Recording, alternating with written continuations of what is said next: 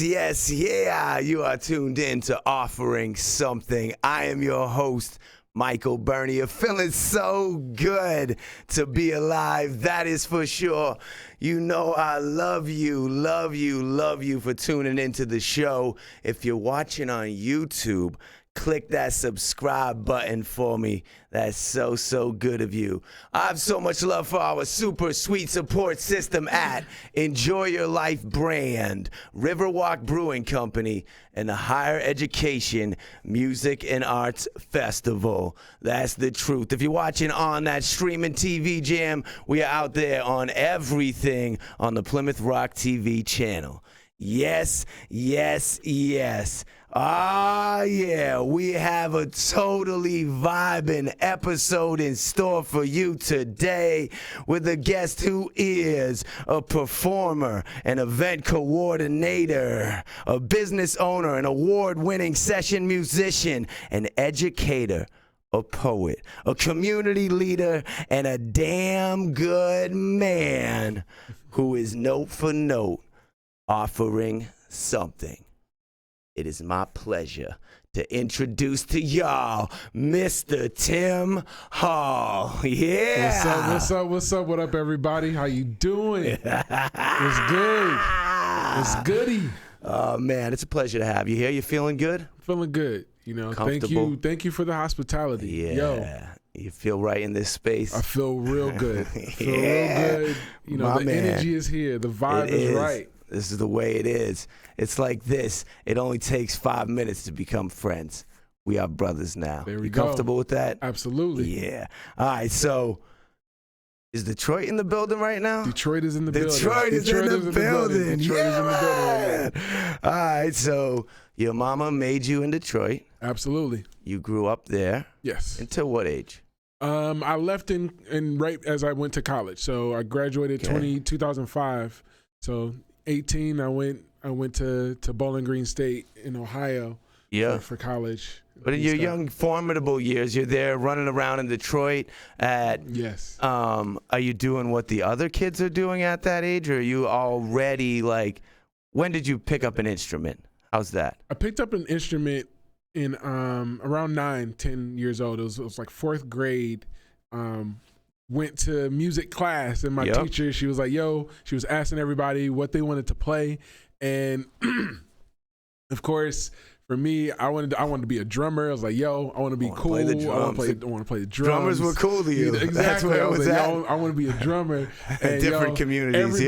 Everybody wanted to be a drummer. And by the time it got to me, drums had already been full. And growing up in Motown, growing up with a father in a family that loves music, that loves art, creative expression. What was playing around the house? You mentioned Motown Kirk and your dad. It was a lot of smooth jazz. It was also a lot of funk, soul, Earth, Wind and Fire, Frankie Beverly featuring Maze. Is it the kind of house like you come home and the music is definitely on and like dad's singing loud and you're like, yo, I'm on the phone?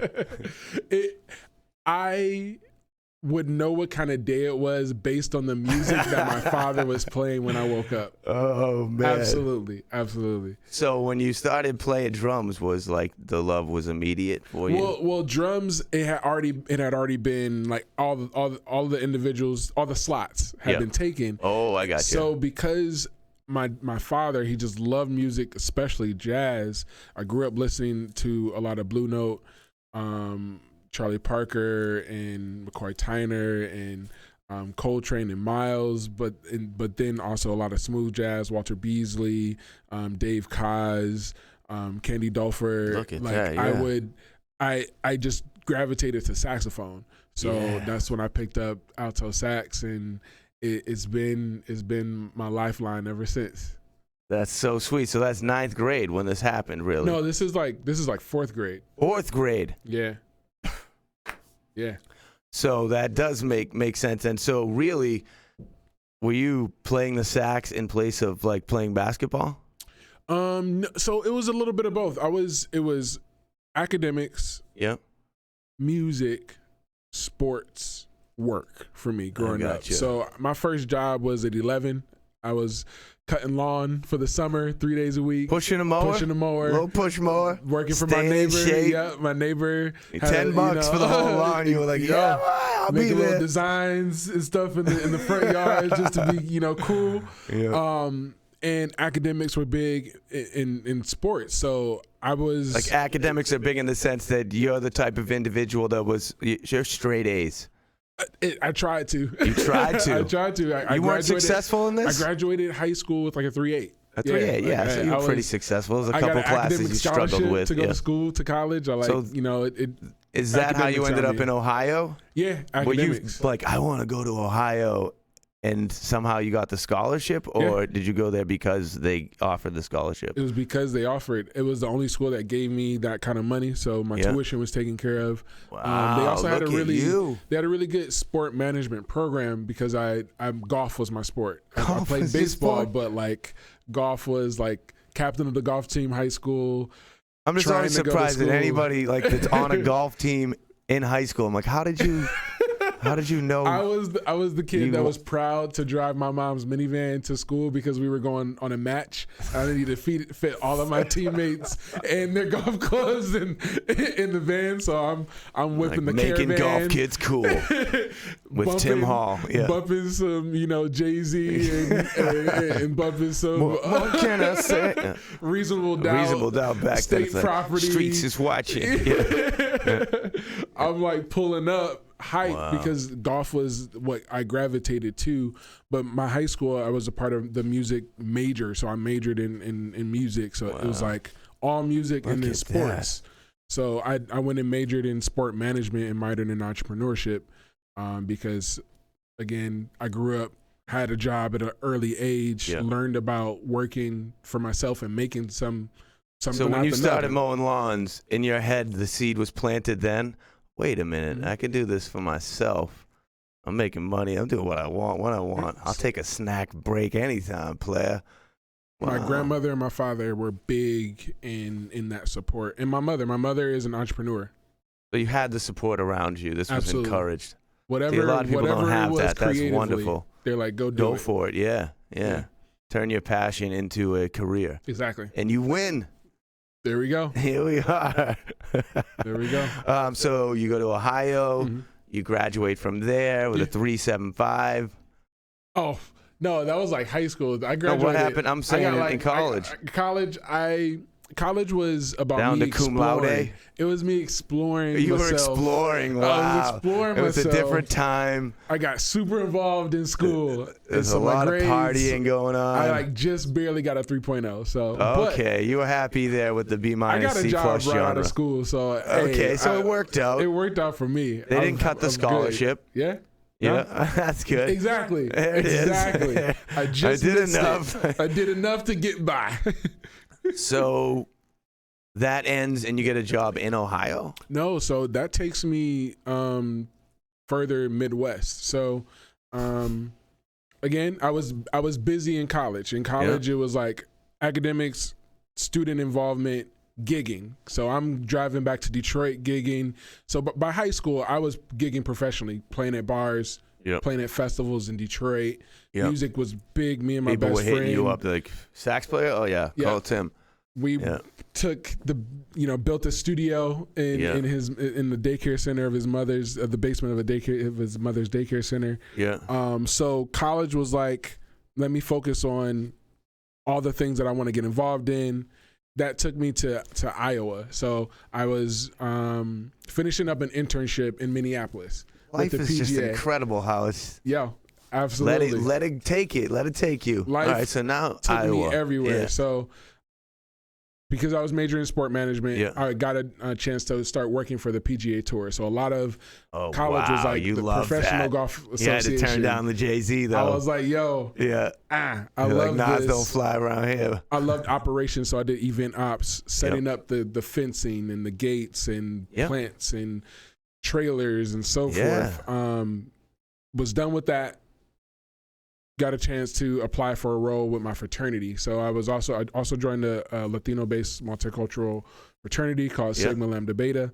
And I got a chance to go and work for the executive office, work for the fraternity. I got a chance to go in and travel to different colleges. Again, something that you were excited about doing. Yeah, because I was so involved in college and student involvement. Yeah. So I realized like how much I loved the college experience. Yep. So because it's a form of my of continuation of that for you. That, and then I also loved working with other men, working and helping individuals feel supported, helping, guys talk about their emotions, feelings, navigate masculinity and what that is like for them. So that I did that for 2 years. Realized how much I loved working with college students, and then went to graduate school at Iowa State. So I stayed in Iowa for about 4 years or so. Look at that. And my time in Minneapolis, gigging, going to open mics, performing, just playing, getting connected with the scene. Moved to Iowa City, start a band, over again, connect with the scene, start really getting involved in the local scene. Deep, 4 years. I'm a black kid from Detroit. Yeah. And crushing the saxophone. It's like, yes, I know that guy. I didn't know what Iowa was like. I didn't know what I was going to expect there. But actually, Iowa gave me so much training and experience as a musician, gigging. Right. Gigging, building, a brand. And then I moved to Ames, Iowa, went to grad school for education, got a master's in education because I still loved working with college students. So I went to a program that you do work with college students. Yeah. Let me do that. I'm still gigging. I'm like driving down to Iowa City. Simultaneously gigging, succeeding, driving growth, over here, gigging, moving forward. Gigging. In my time in Iowa, I was a part of a band called It's Complicated, and we were the touring band for the Nappy Roots. So I had a chance to play with them. You play that some of the Po folks? Is that their hit there? Yeah, exactly. Come on, boy. I know what's going on. Joined a poetry collective, and again, just like Iowa kept kind of like sharpen my skills in a way that I was not expecting. Right. And a faculty member knew somebody who worked at Berkeley, and she was like, "Yo, you love music so much.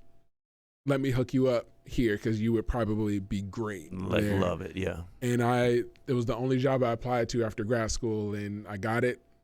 Got in the car. What was the job title? So when I moved to Boston in 2013, I moved here to work as a residence director. Okay. So I lived in the residence halls, managed one of the buildings, the student experience, living, and where they're essentially home away from home. Like right in Boston proper, Massachusetts. Okay. Yep, I moved from Iowa to Boston. And though I'm from Detroit, though I'm from a city. That's where I'm going here. So, though I'm from a city, a little bit of a cultural shift there. I was not expecting. So, would you say that when you came to Boston and you started playing music, that the city was so welcoming of you? They were like, "Yeah, whoa, look at this guy. Bring him in. Definitely use him. Call him up. He just came to town. Let's see if he wants to play a show." Is that how it worked for you? Immediately? It did. And not immediately, but the beautiful thing about being a part of a fraternity is that I can go to most places in the U.S. and be able to find somebody who are part of my org and have like an instant connect. Yeah. Boston was the first place where there wasn't a strong presence with my fraternity, so I felt my most uncomfortable moving here. Vulnerable. I was moving every 2 to 3 years in my life. So moving and traveling was not a big deal for me. Right. But this was just the first place that was a very outside of my comfort zone than what I was used to. Yeah. I spent the majority of my adult life in small town college, small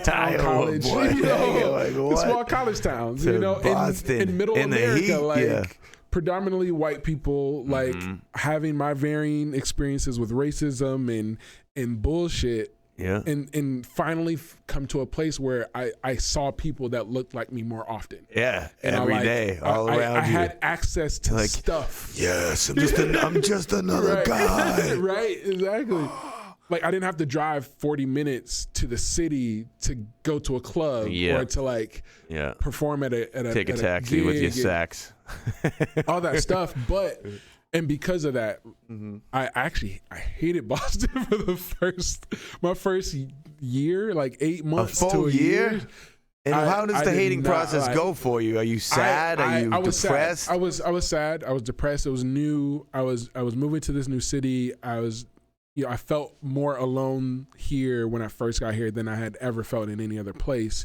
What were you missing? Okay. I think I was missing like my support system for me in a lot of my traveling have been really my fraternity. And thankfully the brothers that are here, they definitely held me down. They put in some effort but it was a lot less, I think, individuals here than any other place that I had moved to. And it was also a fast-paced city than I was used to. Yeah. Expensive, confusing with public confusing. Transportation. Everywhere Grimy. I lived, you need a car. Like it's hard to do anything without a car. Whereas here, there's people who still don't get. You came here with the car, and you're like, "What do I do with this car 25, now?" You know. Yeah. So it was a lot of factors, but hustlers. It was the art community. It was like when I started to go to Lizard Lounge, when I started to go to Haley House, when I started to go to Wally's Jazz Cafe, when I went to these different places where I can connect with other musicians, that was the community that was like, yo, come back next week. Yeah. Yo, get on the mic. Oh my gosh, yes. One of the first people I met is from Detroit. He was like, bro, I was like, bet. So because of my personality, I do make an effort to go out and find that. And be it just social. took me a minute. It took me a minute. I got you.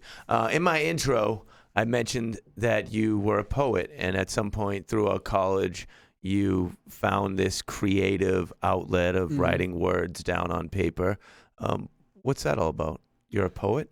Yes. Poetry was this new way of expression, creative expression, that I explored my freshman year of college. It was in the transition from high school to college, that orientation week. Yeah. The first week when you get on campus, and I'm in this new place. My older sister went to the college that I went to. Mm-hmm.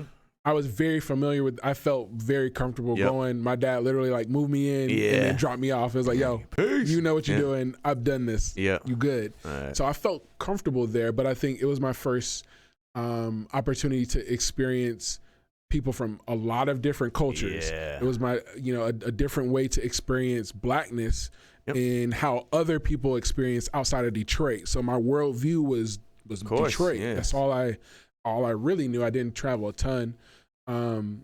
So it was me exploring myself in this really new way, and I got an opportunity. I was like, yo, I like to rhyme stuff, and I'm like somebody came up to you and was like, we have a poetry club, you want to join it? And you were like, I just I got a notebook from orientation, and I just was like writing down my experiences and how I was feeling, then I would rhyme it, and I was like, yo, because I love performing as a musician. Yeah. When I realized like people want to potentially hear your experiences, I was like, yo, let me start performing. And because I love to perform, it just picked up into more performance poetry and spoken word and presentation, and acting, delivery, and different things. Yeah. So as a poet now, you've been at this point featured at the Boston Hub Week, Museum of Fine Arts, Berklee College of Music, Outside the Box Festival, Bridging the Gaps Festival, and many other venues and poetry slam communities. So slam is the category of poetry that you would place yourself in, is that? No, it often comes form, up around the poetry that you do. It's a form of like creative expression and a form of spoken word that I do, that I enjoy, that I like. I learned about when I moved to Boston. What does it mean? Can you define the genre of slam poetry so slam to poetry, those that are uneducated on the topic? It's not like let the boys be boys, slam. It's the poet's version of a cipher. It's a competition. It started off in Chicago as a way for bars to get folks into the bar. So it's a competition. You have, a certain number of poets that get up. The judges are the community. So these were, working class folks The judges, it wasn't about Just bringing regular in the people. just Yeah. regular people. Yeah. You might have people who have never heard spoken word, have Like, never heard what's happening here? Exactly. Doris, would you get a look at this? Exactly. So it's putting the judges in the community's hands, and people go at it. Poets, they put out their best work. It has to be original, no props, no music, no additional things. It has to be just you. No notepad or phone? Oh yeah, people, they memorize it as well as read off the paper. Is it a thin line at some points between slam poetry and hip hop, like rapping? Is there a thin line? Yeah, like sometimes you're like, nah, this dude is just straight rapping right now. I mean, some of the best poems are rap lyrics. That's No, there's been individuals who, like, there's this dope bro who is a freestyle poet because he does freestyle. He does ciphers. Yep. He does battle rapping. He's applied battle rapping. Yeah, I got you. To spoken to slam poetry. Yeah. Scoop, my boy Scoop. Scoop with a P. With a T. Scoop. Yeah, buddy. He's applied those skills in battle rapping with poetry because it's a battle against poets. The judges, that you drop the high, you drop the low, you average the numbers, until the winner is there. Mm-hmm. I So like it. I learned about that when I moved to Boston. Slam poetry came to Boston secondary after Chicago. So there's a big poetry. That's good. Like right now, Boston. it's vibing. The slam poetry scene is alive. It's beating. The poetry scene is crazy here. It's crazy. It's crazy. There's a vibing poetry scene here. Absolutely. Feel it, yeah.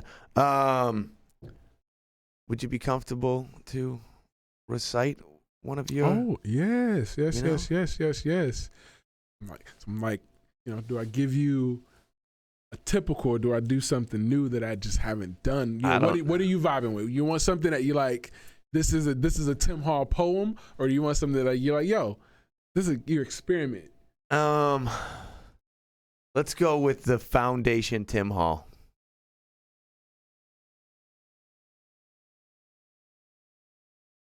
Have you started to color me? Because I'm a paintbrush stroke away from perfection.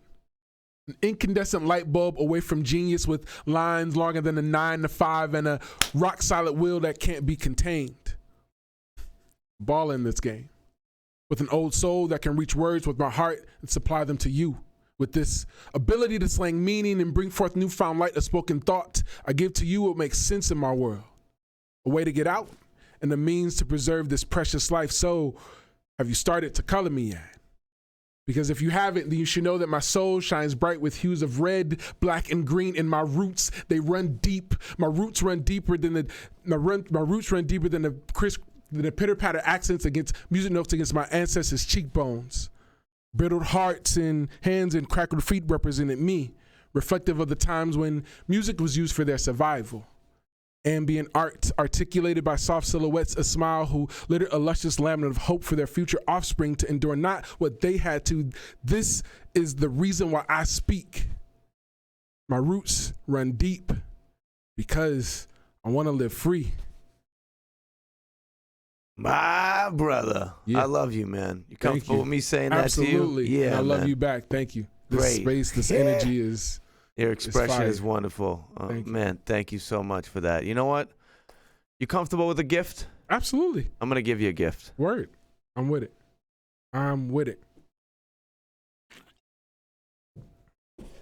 Whoa.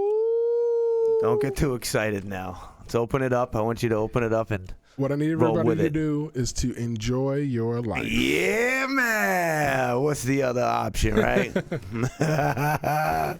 Yo. Roll through it. Take them out one at a time. It's all right if you put them down. We got some stickers in there. Some stickers. Mm-hmm. Got a t-shirt. No, that's a tank top. Yo, we getting ready for some of these guns. Yeah, the summer's coming. These guns about to come out. These guns. The guns coming out. Yo. You got a gator there, like snap. One Love. One Love. That's an Aldous Collins original drawing right there. Aldous Collins, a Boston area South Shore musician, wonderful human being. Word. Yeah, man. He wanted you to have what that. is he known for? I don't know this being person. a great person. He's Amazing. an artist and a musician. He's known for both of those things. Word. That's my latest album right there. Michael Bernier, Enjoy Your Life. Hey, y'all, enjoy Probably your know life. some people on there, I enjoy assume. your life. Yeah. It's the right energy, the right vibe. Oh, snap. Some Oats overnight, kid. I love the people at Oats Overnight. You're going to enjoy that. It's good. Trust me. You're going to have that and be like, I never would have expected that I enjoy having oats.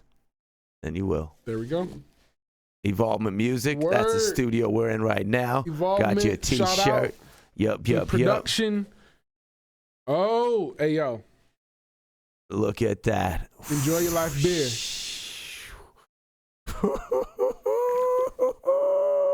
It tastes good, y'all. Now I don't really like beer like that, and it tastes good. Yep. Word. Riverwalk.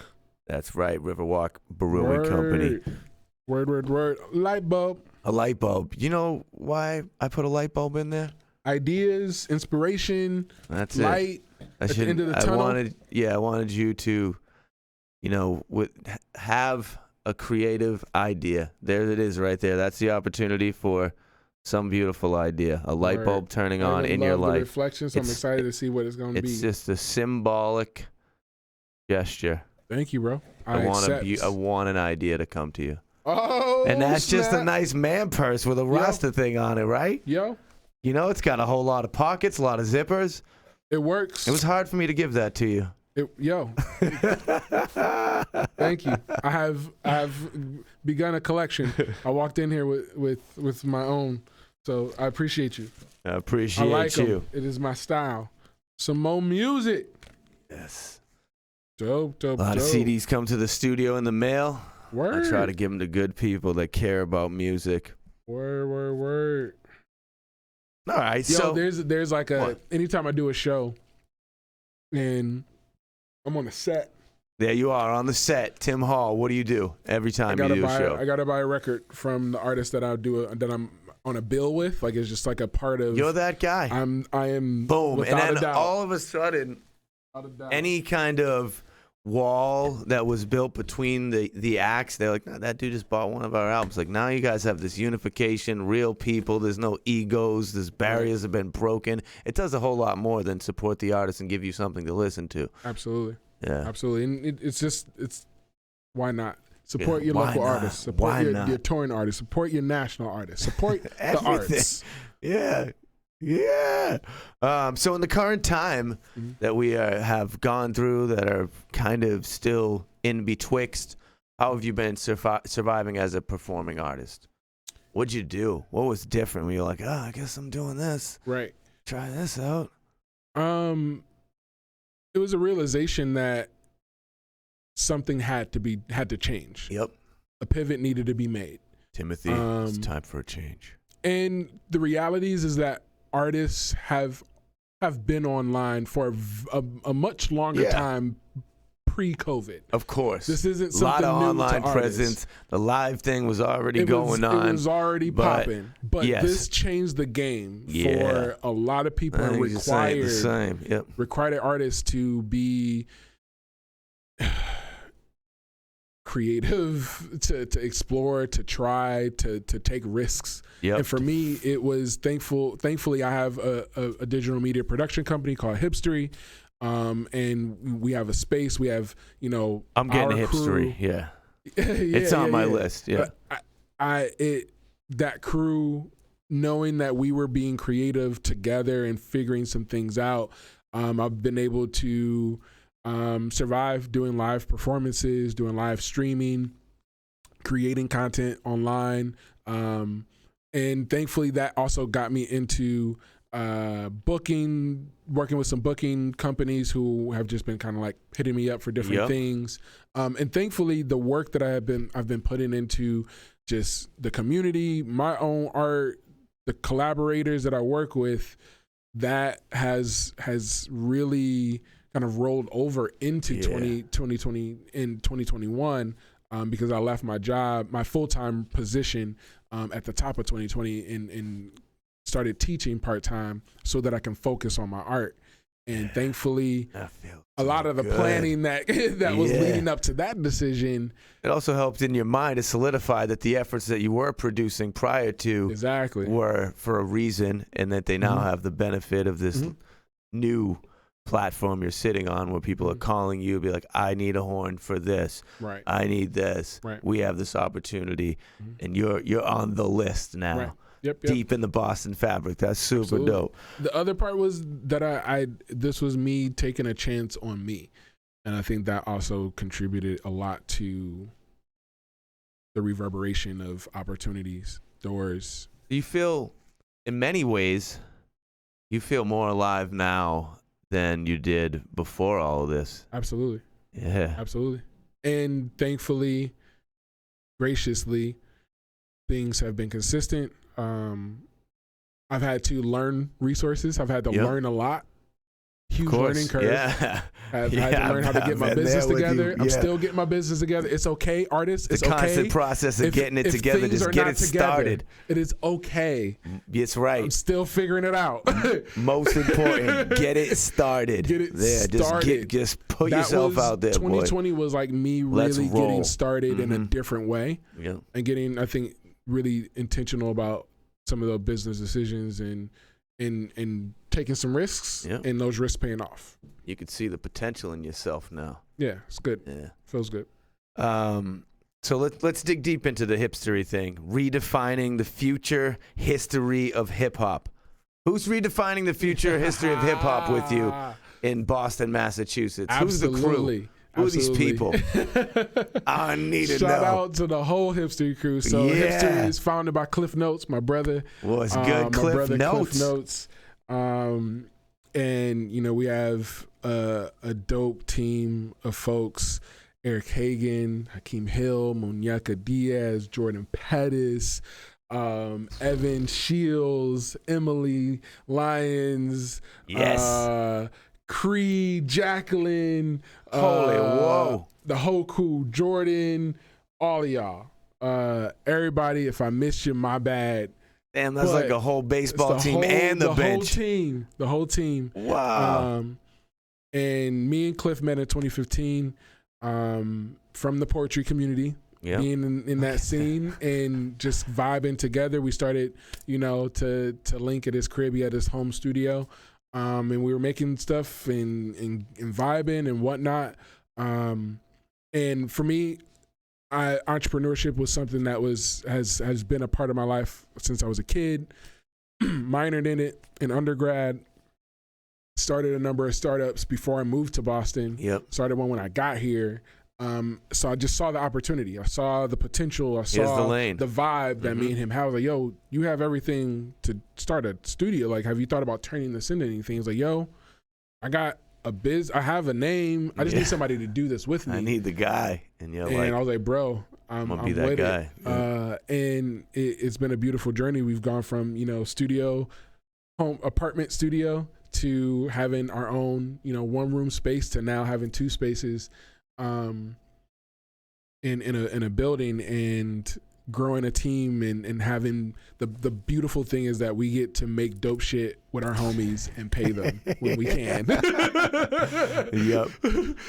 Heavy on when we can because it's hard out here. Do you sleep in the same building where this is going? Like you live in the building where the studio is? Okay. No. Because that's the ultimate right there. That was like a Wu-Tang castle, right. Everybody had a room, they were a little sweet. Then you went down to the basement, game on. People would not be mad at that decision. So what's the good word with BAMSfest? Yes. You're one of the main coordinators of this cultural movement led by Greater Boston Black and Brown artists, culture makers, and creative entrepreneurs who are on the front line of racial equity, spatial justice, and economic empowerment. Yes. I didn't just read that. Let's talk about it. Absolutely. Super shout out. BAMSfest. Super shout out to the founder and director, Catherine Morris. You love BAMSfest. It really made you lit up. Yeah, you've been awake family. and vibing the whole time, but I just saw the smile grew even further. That's my family. Shout out to little Fred, my godson. Catherine asked me to be a godfather. I've been a part of BAMSfest kind of towards the beginning of it starting, and my experience with the PGA Tour doing event operations lended itself to Catherine, who was starting a festival, a music festival, and I was like, "Yo, I'm in Boston, Massachusetts. I'm for it. I'm down. Let's do this." So I've been a part of that org on the artist relations side. I've done some partnership building and finding some sponsorships. I do kind of whatever is needed when Catherine asks, you know, so like what things need to get done. Has that and it's overall been a successful effort? Absolutely. 2020 was a hard hit because we were planned to hit 10,000 attendees in our third year. Pretty good. In our third year for a free festival open to the community. Take it. 10,000. Focusing on hip hop, funk, soul, R&B, and poetry. 80% of that lineup is local artists. Were you performing at it? I was performing as a part of other people's groups. Okay. So, and I am a representative of BAMSfest as well. You are. I was just saying. I do perform as a BAMSfest alum. And the organization is so important to the city. It's so important to the local artistry. Not only are we trying to show what we can do to support local artists, local businesses, and creatives, but make it something that the community feels like they also are part of in an authentic and genuine way. So, are you changing lives? Yes, I absolutely believe so. I guess that's like the main thing here, right? You affecting people positively? Right, like when you walk through the crowd and you hear people saying, "This made my day." Great.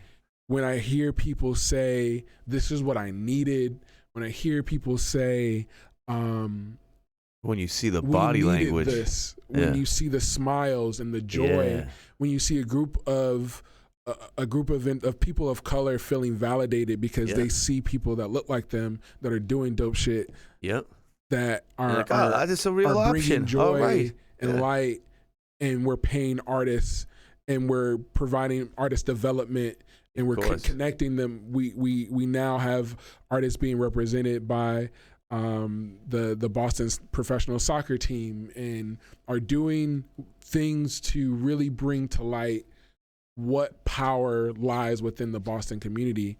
It's been really, really beautiful to be a part of it.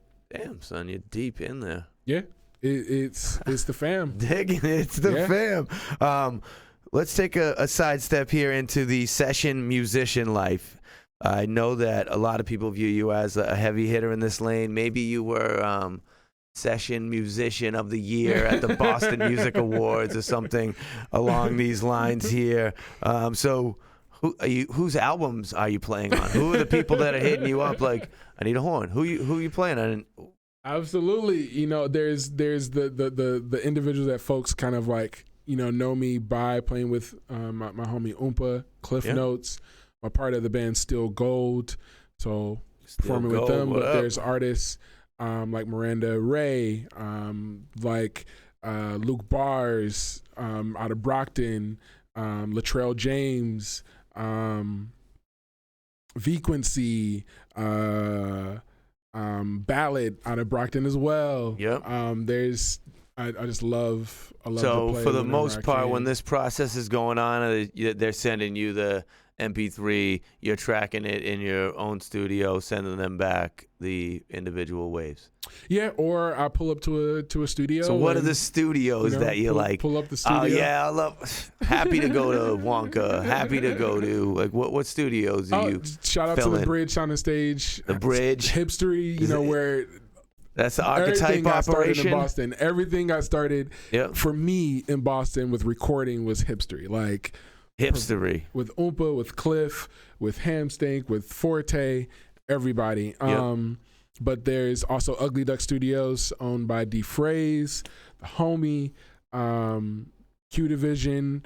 That's right. Red Oak. I've got a chance to perform there. I know Red Oak. It's a good little spot. But heavy either from my crib, from Hipstory or from the bridge. I do a lot of recording out of there. No doubt. What do you think about this guy named Will Daly? My brother Will. You like him? Absolutely. I love that man. Why? It's the homie. He's just a cool dude. Like Will, the beautiful thing about being connected with Will is that I feel like I get mentorship, not just with music, but with life. Like with really understanding how he's been able to navigate what it's like to be an artist and make a living and stay true to living in that. Yeah. Exactly. As well as somebody who is constantly grinding. Like Will is working. He's a working musician. Yeah. A lot of things going on that end up just kind of coming in and out that like work. Yeah. And I swear he's like on the brink of a genius idea. like all the time when you're talking to him. He's like, yo, Tim, I got twinkle in his eye. Let me share this with you. And he just like, I'm like, there's a lot of this going on. When oh my God. But I've learned a lot and I love his songwriting. I appreciate him as an artist, what he has to say. As a human. And his just like his ability to make really good feeling music. So I feel good when I'm performing his music. So you play live with Will, and also I would see your name in the credits on his more recent albums. I haven't recorded any album. I'm not on any of his current albums because I came into the picture. No, I don't need any excuses. Will, what is happening here? So there's stuff that's going to be coming out. Okay. I will be on. That best be happening. Okay. Who are your... Well, aside from Will, because Will's a Boston incredible artist, who are Boston artists that you're not playing with that you just love, like people you'd actually go out to see? You're not in the band. It's not just because they're your homie. Like, who do you go to see that you don't have, like, you don't know them, you're not backstage? Like, who do you go see where you are fanboy checking a show? Do you do that? Absolutely. All right, let's hear about Absolutely. Yeah. I've done that to people that I've eventually started performing with. Yeah. But Brandy Blaze is a monster. Like Brandy Blaze is a beast. What's the genre here? Hip hop. Yep. Rap, just raw, just like in your face. You ain't going nowhere. You gotta sit with it. Brandy Blaze is incredible. Bobby Bangers as a DJ, like, is one of the coldest DJ. B alliteration thing going on here. Brandy Blaze, Bobby Bangers. Bobby Bangers is such a beautiful boy. Dope DJ. I really vibe with Lance Jackson. He's an incredible artist. He's somebody that I was a fan of first and eventually got a chance to perform with, but I really love Lance Jackson. And that's in the hip-hop genre? Absolutely. Yep. Latrell James, I love going to just see homie do his thing. Latrell is an incredible performer and artist and creative. I also really enjoy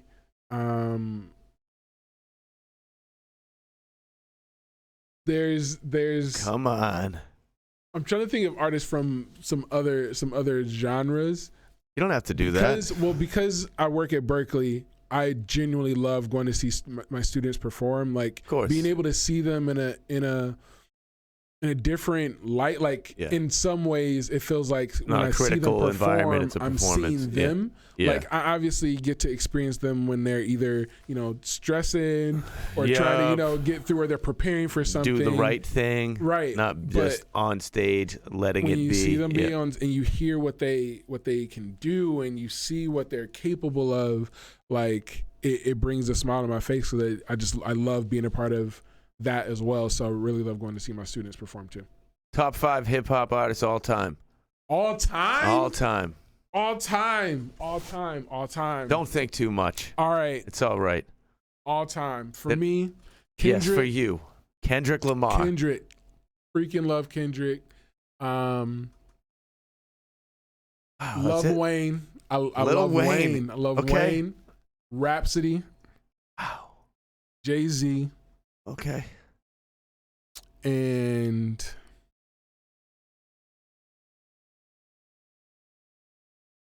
Man, this is where we're at. Cole.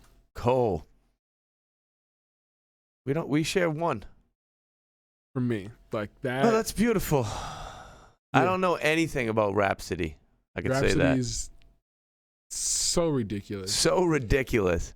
Incredible. So out of the Boston Cats, you're saying Lance Jackson is the first one I should check on that list, or is it Brandy Blaze? Brandy Blaze, like Brandy Blaze. Go check out Brandy go Blaze. check out Brandy And Blaze. you think I should put a little effort into Rhapsody too? Absolutely. See. Absolutely. Right. Absolutely. I'll give you that. I'll Yes. send you a text. Be like, bro, it's on.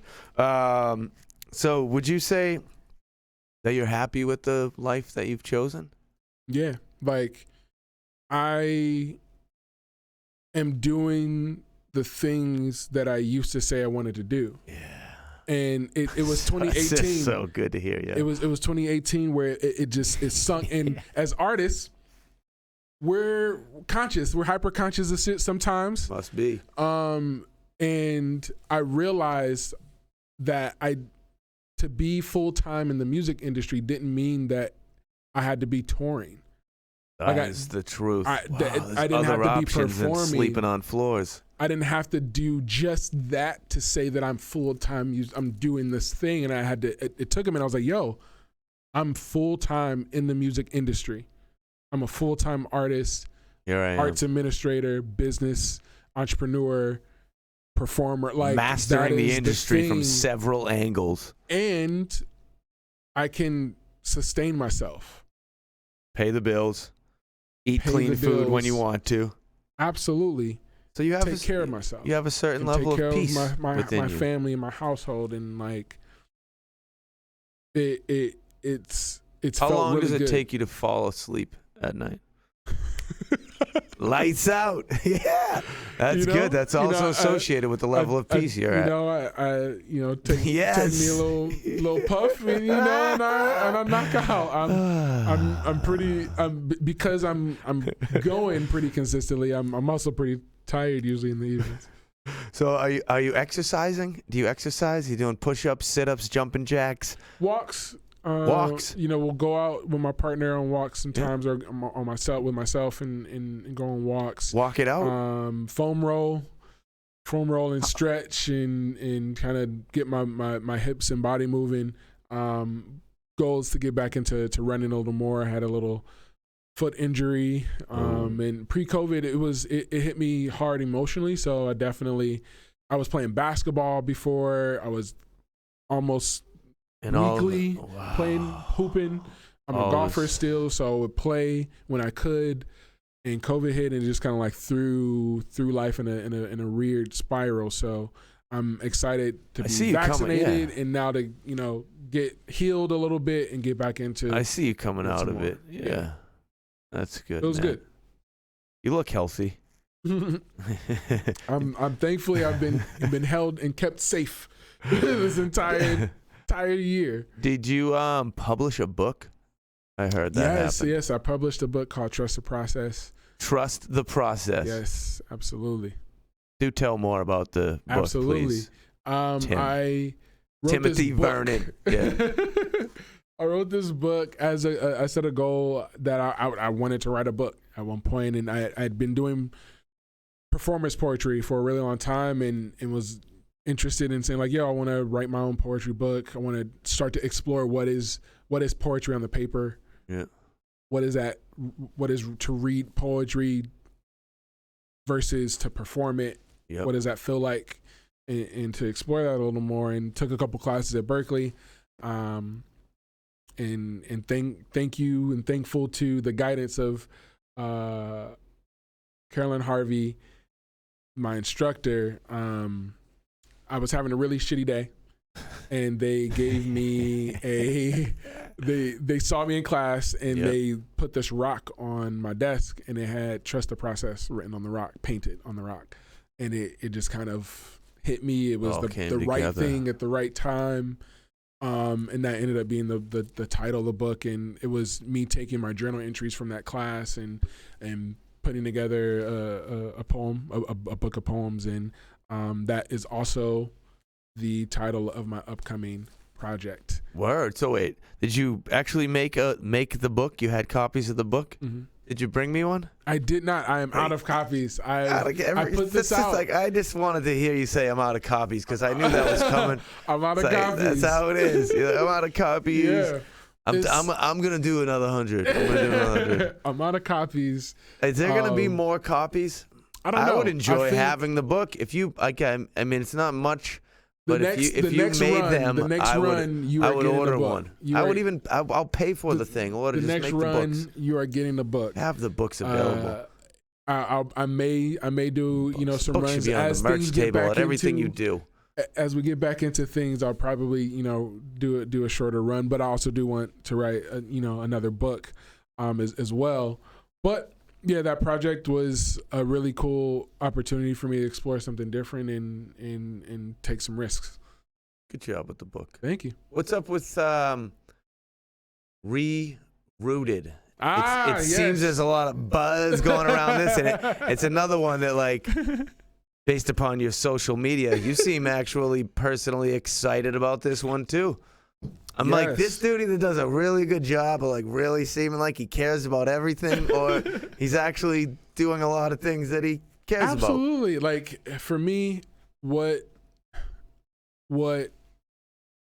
kind of comes with what I bring to the table when my ethos or like my what I offer is like kind of more than just the collaboration. It's more than just me showing up to the studio and playing some notes and piecing out. It's amplifying that. It's like, why wouldn't I amplify the work of the individuals who have trusted me enough to be a part of it, to like add what I add to the table. So Rerooted we want is you. Yes. Shout out to Yvette and Anna. They are the creators of Rerooted. It is do they have last names? I think that they're worthy of getting their whole name said. Anna you don't know it? And Yvette, I'm not going to mispronounce. Sorry that I did this to you here. Really put you on the spot there, brother. My apologies. But the Hair Story Project is producing Rerooted, which is this exploration of hair, culture, creative expression, and the hair culture. And is this in the black and brown community? Yeah, okay. It's individuals who identify as BIPOC and have their own experience and story that they tell through their own creative practice, whether that be singing, dancing, poetry, musicianship. So I was asked to be a part of that and got a chance to write a poem and also play saxophone as alongside of a beat that I produced. So I produced the music and performed the work on the track. I saw you put up a post that said something along these lines. I'm sorry if I misquote you little here. It's okay. But it's something like, "Damn, boy, my locks are looking real good. I must admit, I'm looking fresh. Plus these sunglasses, I'm killing them right now." Yeah, you gotta love yourself. You right? gotta love yourself. Did I see that? Exactly, that was pretty accurate, right? Exactly. Yeah. Absolutely. Right. So what? How long you been growing this hair on your head? This is we're now 2.5 years in. Wow. Started this. I was bald before I would shave my head bald. Bald Tim? Yep, bald Tim. Wow. Before this, my father, he shaves his head all the way down. And I was like, I'm gonna try this. I'm gonna try the shaven head with the beard. I like with hair, Tim. And then I started to just like observe different individuals, other black men, like exploring their natural hair. And I was like, I'm kind of vibing this like Childish Gambino, John Legend kind of natural grows however it grows look. So I started with that. And then my homies, a lot of them had dreads and they would talk about their experience with their dreads. And I'm like, I'm kind of exploring my own black identity. I'm exploring my own, my own self. I love your confidence to say that to your friends. It's a beautiful thing. They are the reason why I got that. And well, that's a true friendship there. That and Black Panther, Killmonger's like Yep. look. I was like, yo, that's just tight. I want that. I think I want to be that. I want that. That's a vibe. Yep. But I think exploring my own Black identity and what this hairstyle culturally means for me and what it's done is created this kind of cool in club of individuals who all have locks and so forth, and it's been a really cool experience. I love it, man. So there's two clear reasons that you're here today on this show, having this time that we're having, right? For me, anyhow, from where I sit.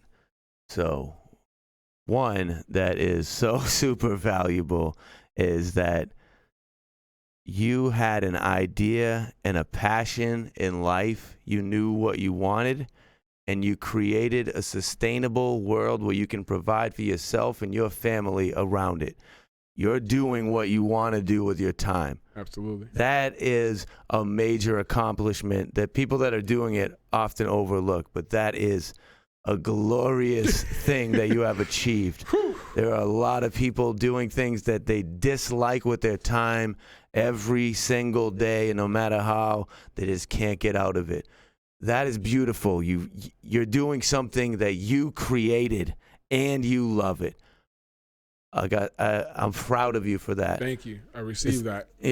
Thank you. The second thing is that, and I'm now seeing this firsthand, and prior to, it was something that I'd read about or I'd watch from the things that you were involved with, is that you're a good human, that you actually are here and have thoughts and care and concern about your positive impact and the benefits that you can provide for others. Absolutely. You're a good man. You don't have to be. Thank you. You can be anything you want, and you choose to be a nice guy that is looking for a better world. Absolutely. I love you for that. So I'm just here, grown man to grown man. I've never talked to you before today, and First I'm so time. comfortable to look at you and be like, my friend, I'm proud of you for the individual that you've become and for what you're doing for yourself and for the people that are surrounding you. It's beautiful.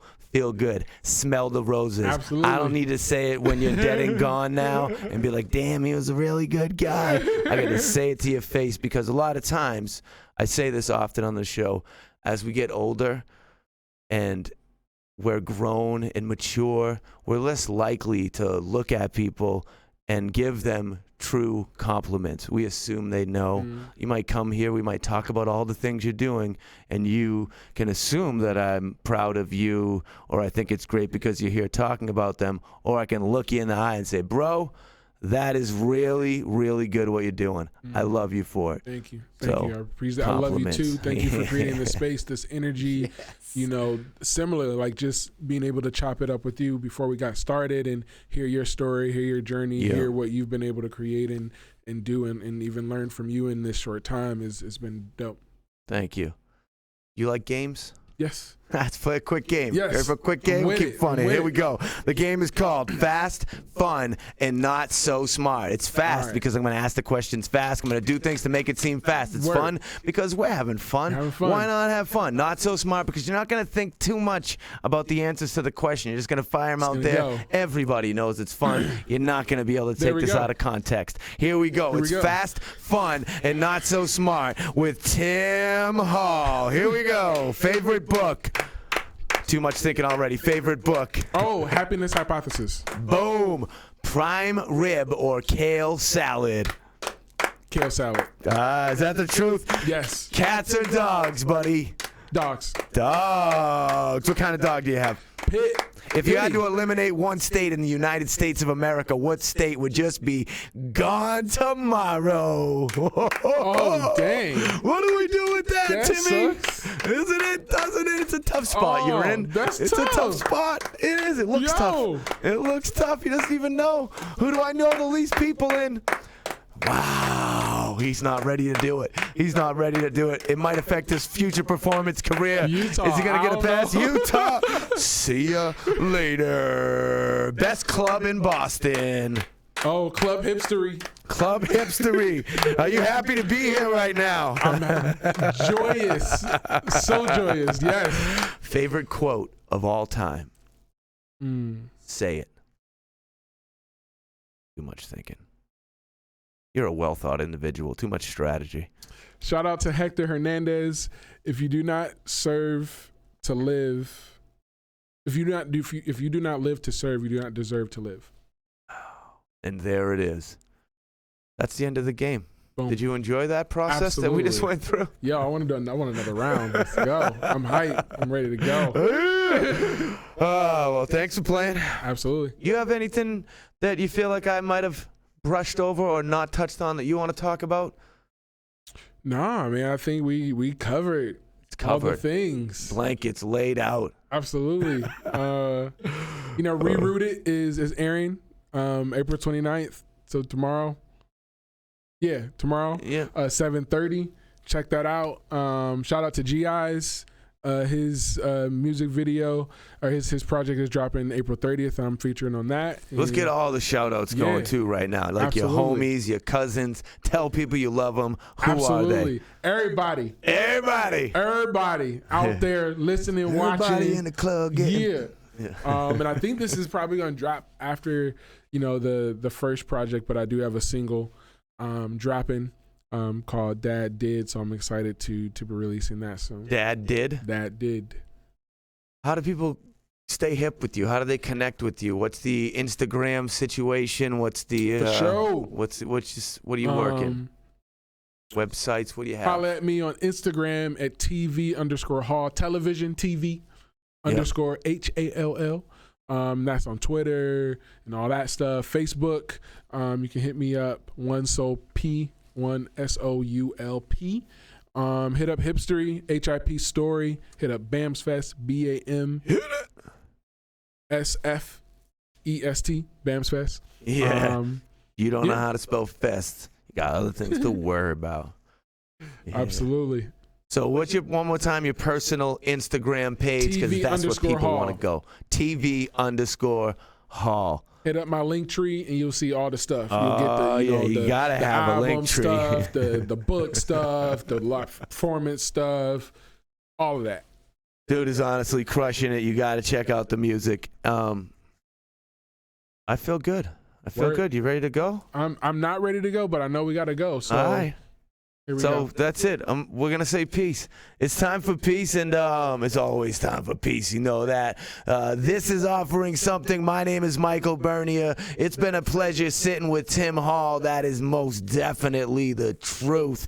And a lot of love to our support system, the good people at Enjoy Your Life brand. Definitely go to that website, enjoyyourlifebrand.com. A lot of love to Riverwalk Brewing Company. Is so delicious. And a higher education Music and Arts Festival in Lebanon, Maine. All right, man. All right. Thanks for being here. I know it takes effort to move your physical body from wherever it was to here.